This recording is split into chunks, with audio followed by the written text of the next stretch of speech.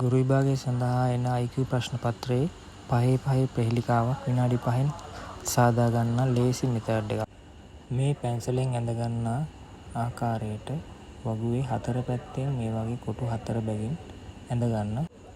හතර පැත්තෙන් මේ වගේ සම්පූර්ණ කර පසු 1 සිට 25 දක්වා මේ ලියා ගන්න විදිහට ඔයාලත් ලියා ගන්න.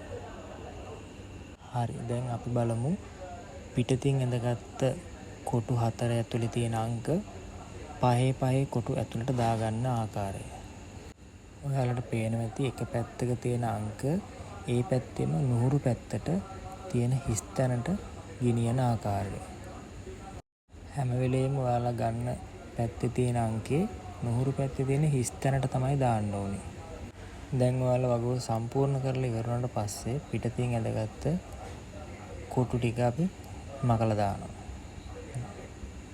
ඒ ටික අයින් කරලා දැම්මට පස්සේ ඔයාලට පහලින් තියෙන ඉංග්‍රීසි අක්ෂරයන්ගේ අගය ලේසියෙන් ගන්න පුළුවන්.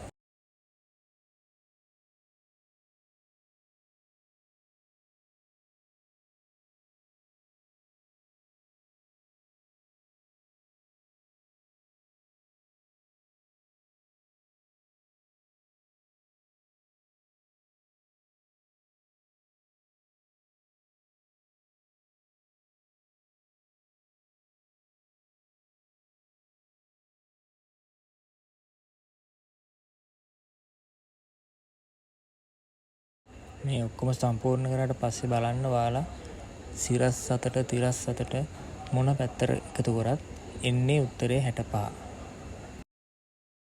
ඔයාලට ගුරු විභාගයට ලේසියෙන් විනාඩි 5න් හදාගන්න පුළුවන් මෙතඩ් එකක්.